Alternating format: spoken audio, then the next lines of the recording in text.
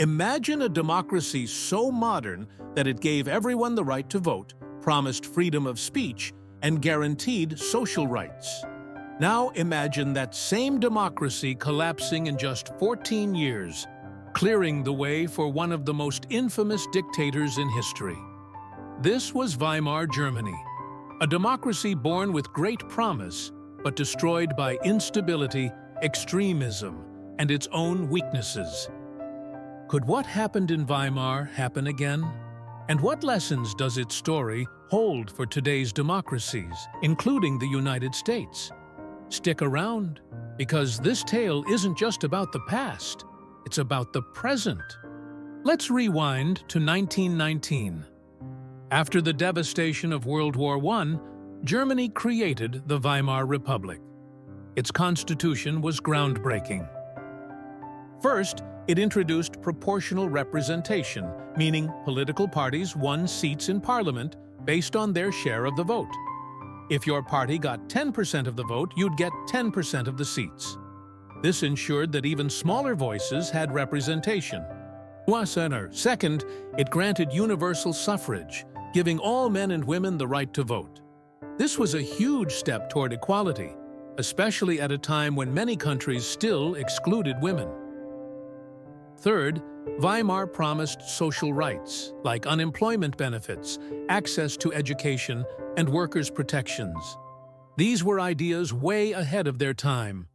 On paper, Weimar was one of the most progressive democracies in the world.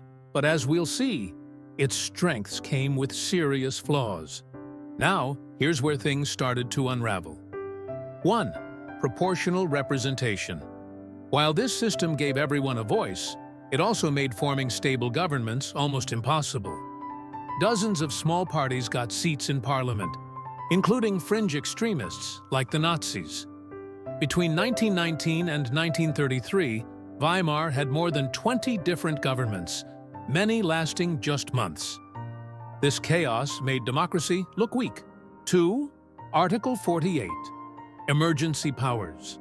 The Weimar Constitution included a clause that allowed the president to bypass parliament during emergencies.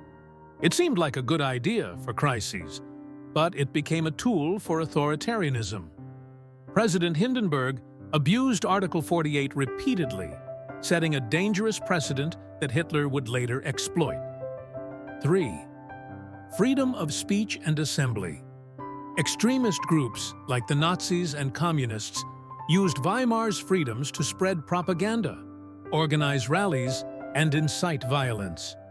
Street battles between Nazi stormtroopers and communist militias created a sense of chaos.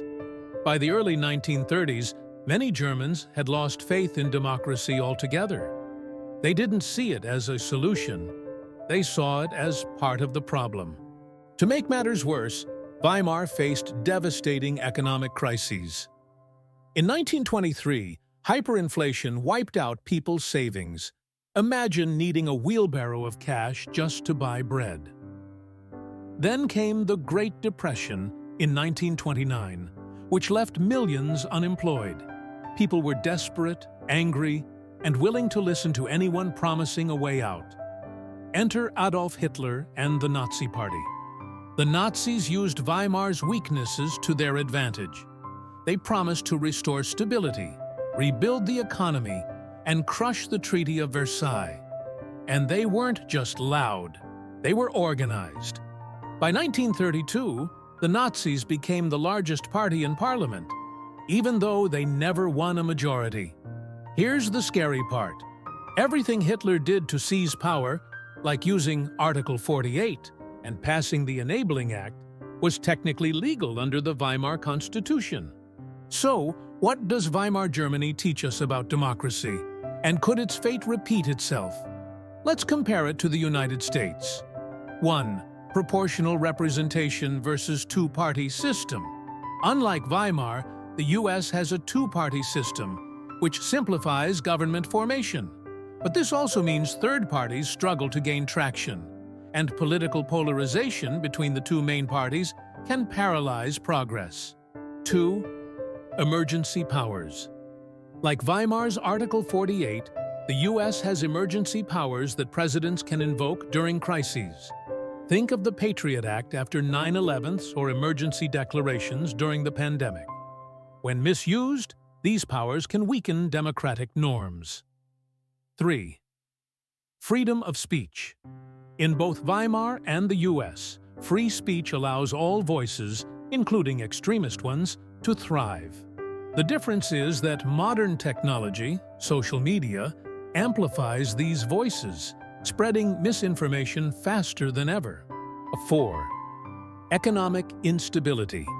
Just like Weimar's economic despair, rising inequality and financial crises in the U.S. could make people more susceptible to extremist promises of quick fixes. The parallels are striking. Weimar teaches us that even the most progressive democracies can fall if their institutions are too fragile, if trust in government collapses, or if leaders exploit the system for personal gain. Weimar Germany was one of the boldest experiments in democracy. But it didn't collapse because of one event or one person. It collapsed because of a series of choices. Choices made by leaders, institutions, and citizens who underestimated how fragile democracy can be. And here's the terrifying part. They didn't lose their democracy overnight. It happened slowly, legally, step by step, until it was too late. Proportional representation fractured their government. Emergency powers became normalized. Freedoms of speech and assembly were hijacked by extremists, and people, desperate for solutions, chose stability over liberty. Now, look around today. The cracks in Weimar's democracy aren't just history, they're warnings for us. When leaders bypass checks and balances, it echoes Article 48.